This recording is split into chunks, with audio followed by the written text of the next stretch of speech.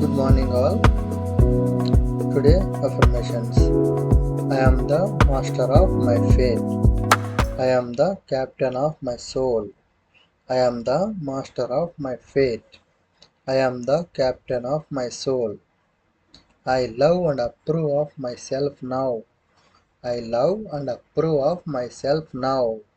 I am worthy of love and abundance. I am worthy of love and abundance. I forgive and set myself free. I forgive and set myself free. I am safe and all is well in my world. I am safe and all is well in my world. I am open to miracles today.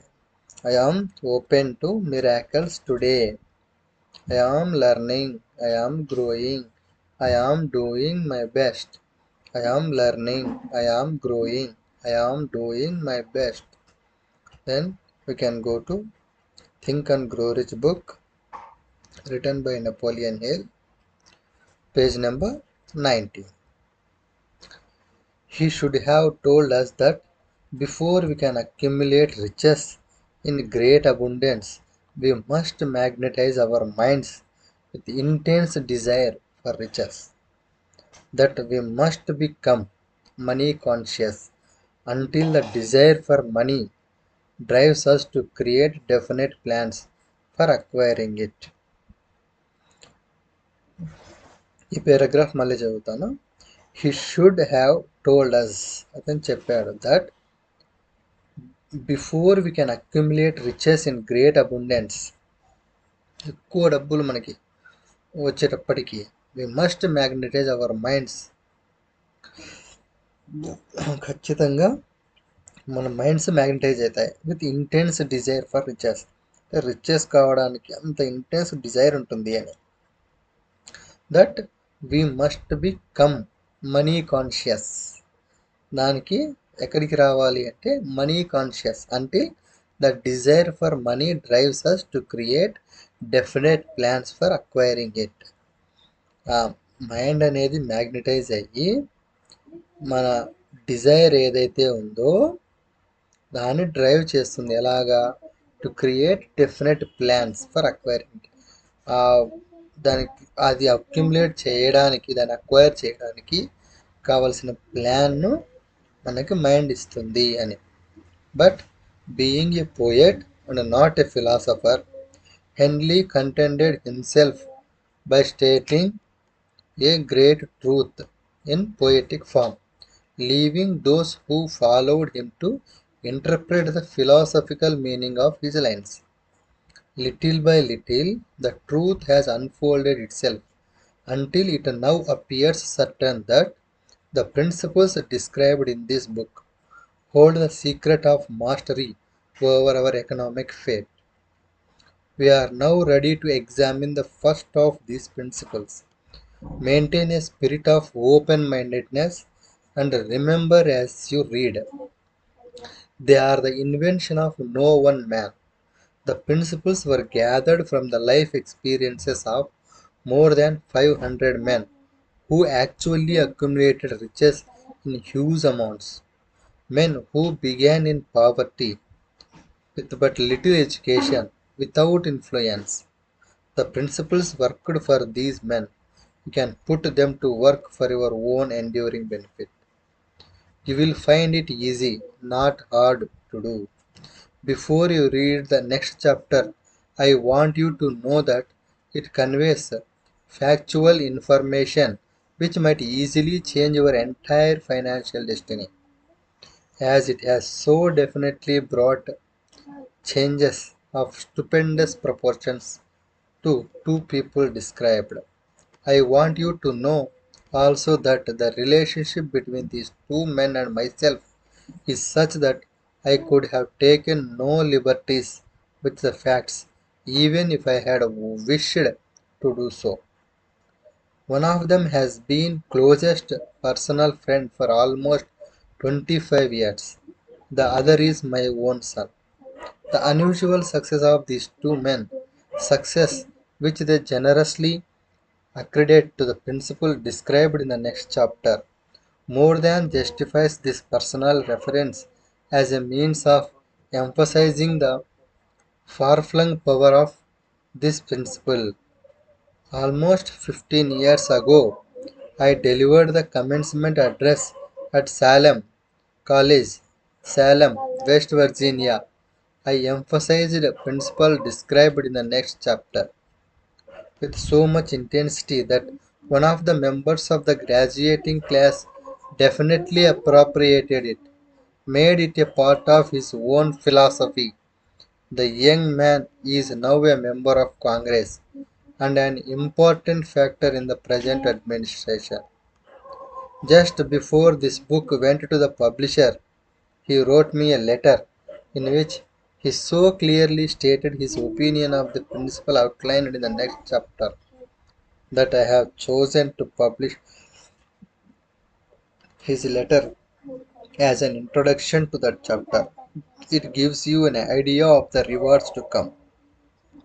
My dear Napoleon, my service as a member of Congress having given me an insight into the problems of men and women, I am writing to offer a suggestion which may become helpful to thousands of worthy people.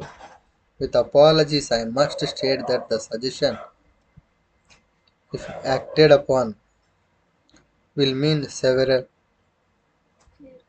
years of labor and responsibility for you.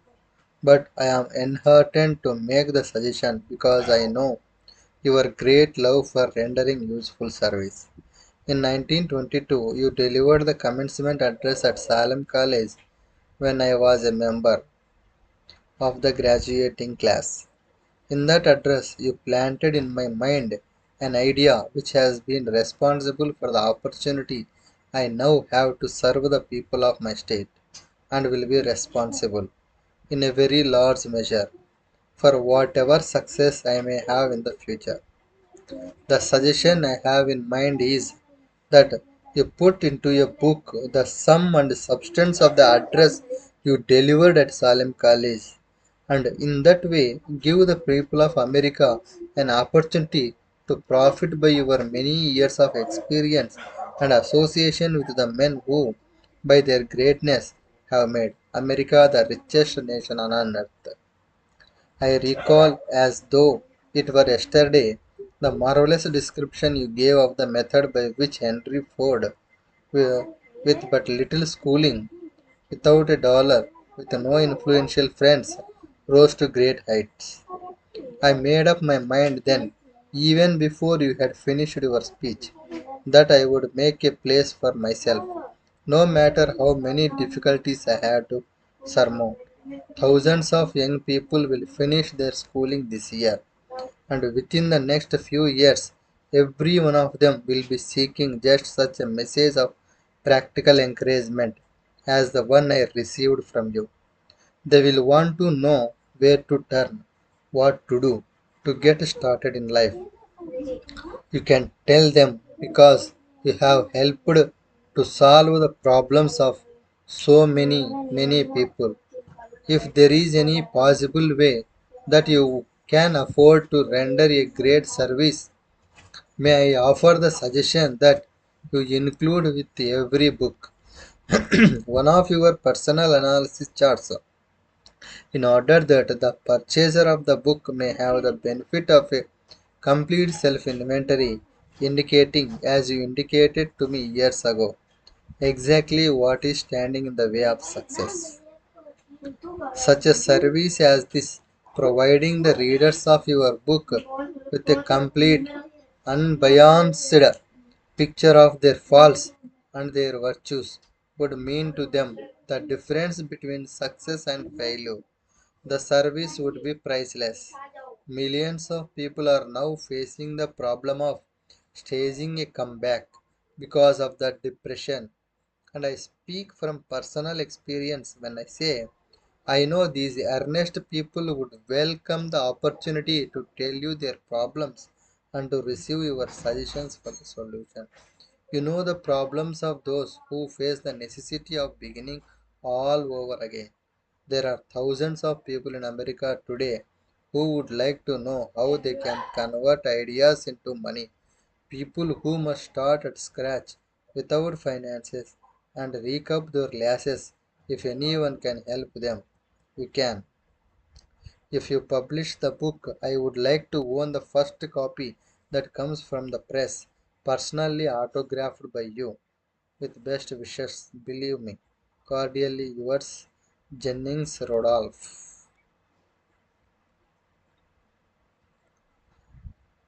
Okay, we can stop here.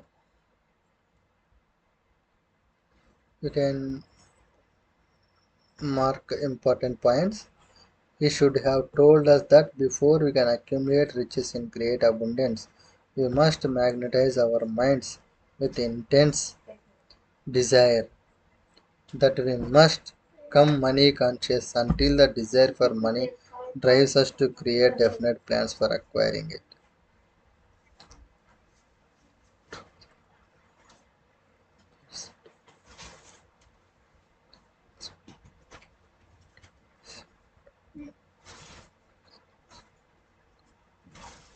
To easily change entire financial destiny, definitely brought change to endless proportions.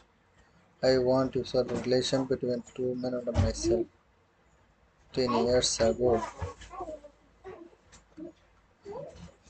ఇక్కడ publish చేసే అతని గురించి ఏమని చెప్తున్నాడు అనమాట. దాని గురించి ఇదంతా అంటే దాని ఫస్ట్ కాపీని నేనే తీసుకుంటాను అన్నాడంటే అతను ఎంత ఇదిగా దాన్ని ఫాలో అంటే అతనికి సక్సెస్ అయింది అనడానికి ఒక ఉదాహరణ. అతను ఎవరు అంటే జెన్నింగ్స్ రాండోల్ఫ్.